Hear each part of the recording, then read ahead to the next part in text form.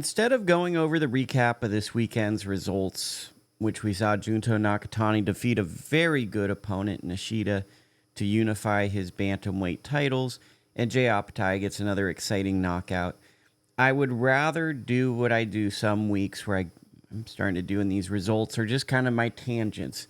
And it's taken me a while to get to this.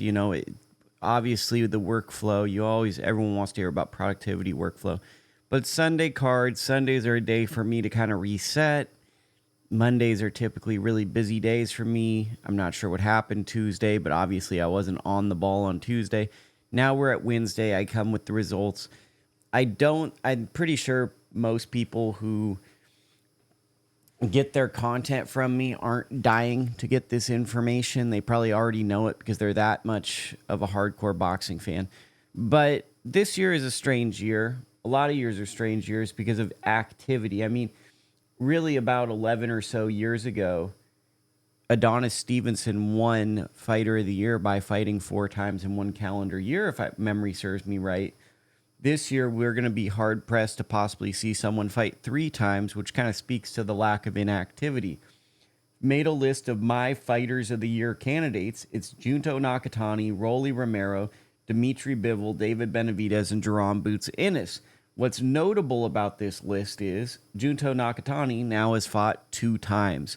More than likely, he will fight 3 times against undefeated, talented opposition, and thus putting him at the forefront of Fighter of the Year to me. It's unfortunate because I think David Benavidez had the most consequential win, and Jerome Boots Ennis had a breakout performance that has kind of made people wonder just how exceptionally talented he is when he steamrolled Stanionis in what many people, including myself, thought would be a very competitive fight. It was a moment that redefined his career, at least to me. Nakatani is doing what great fighters do. He's fighting distinguished, unbeaten fighters, guys, top contenders, champions. He's stopping them or he's outclassing them. It's very similar to what Naoya Inoue did in that 2017 to 2019 range where we all started to fall in love with him. The difference is we've seen someone do this before. And even with Inoue, there wasn't that same level of excitement because I feel like for US, but it's probably all fight fans, whenever you're in a media market, nobody likes people telling them stuff. No one wants to be talked to or have to explain issues. Oh, this guy who comes on at 3 in the morning might be the Fighter of the Year this year. He might be the most relevant fighter to some degree. And that typically rubs some people the wrong way because they want the fighters that they're seeing on their favorite networks or at convenient times for them to be the best fighters. Like John Pullman said recently on a podcast, to know who the best fighters are, you have to watch all the fights. Well, sadly, as boxing becomes more splintered, it becomes more of a global endeavor, you're also going to see fewer and fewer fans who are knowledgeable and keep up with every fight. I think this is best seen with Alexander Usyk, who to me is very clearly the number 1 guy in the world in terms of boxing and in terms of rankings. Yet there are a lot of fight fans, I feel like, who are very unclear about his career trajectory, the progression, and really the outstanding achievements he's had in his career, from becoming an undisputed cruiserweight champion, winning each belt on the road, to his journey to the heavyweight titles as the odd man out who just simply won and competed and was better than the guys who were maybe marketed more than him.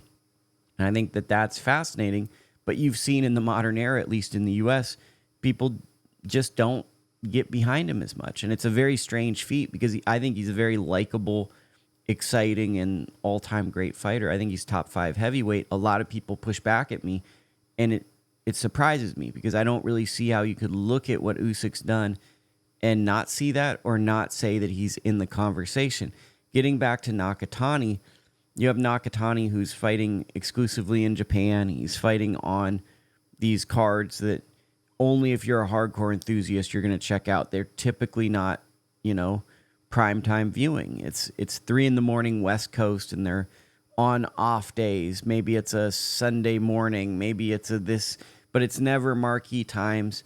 people can consume the content via social media, so they see a brilliant knockout, but they might not know who these fighters are at 118 pounds because he's taking on contenders. And these are divisions where there's big names, right? There's big name fighters. But outside of the big names, people have trouble differentiating how good each level of fighter is because the marketing quite simply isn't there. And Nakatani, to me, is really starting to separate himself as the man, and I do think there's a little bit of being an in-a-way shadow where people are not as excited around what he's doing, but 2 big wins. We're now in the month of June. Realistically, depending on the level of opposition, he could possibly get 4 fights in 1 calendar year. He's ramping up to a in-a-way fight at some point if the weights match up, which I think would be a fantastic fight. And in this fight, he was in a competitive fight where he was edging it, but it was about a 4-round-to-2 fight until the time of the stoppage. What more can you want from a top champion, a top guy, to take on guys who are undefeated belt holders, who are winning rounds against them, and then still find ways to get exciting finishes and do their job?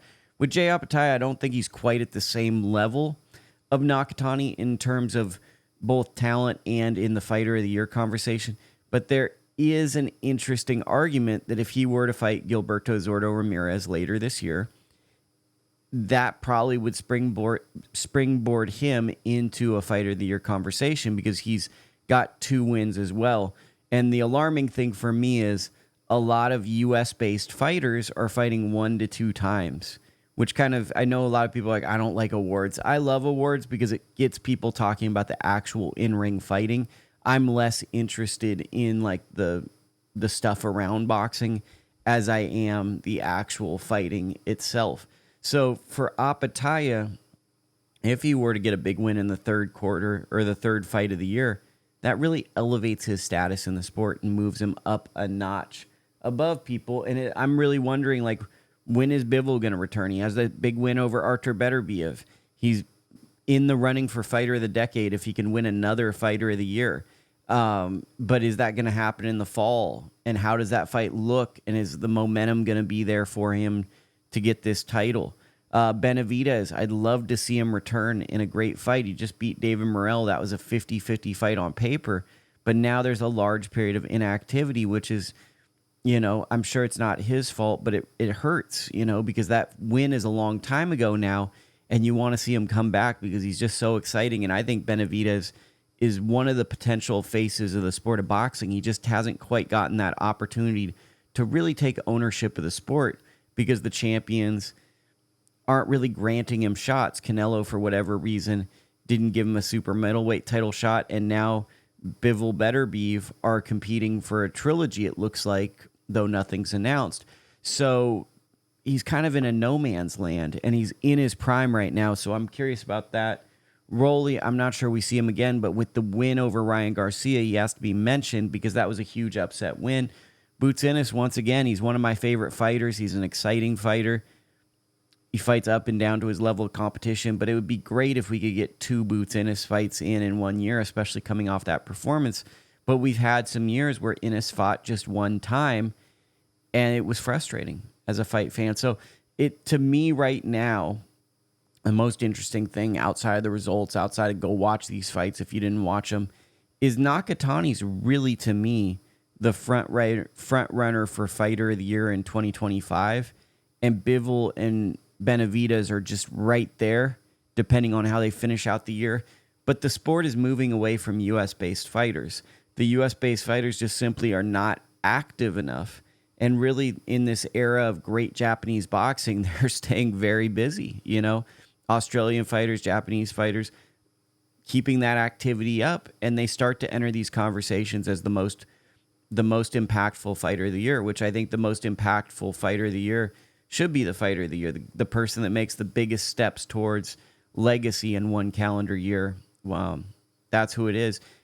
Not a lot of people talking about this, in my opinion. We're going to have a podcast in July about who I think that mid-year awards go to. But I'm going to kind of jump the shark, and I think right now my early favorite is Junto Nakatani for the 2025 Fighter of the Year, just based on his level of activity and the type of performance he's putting on.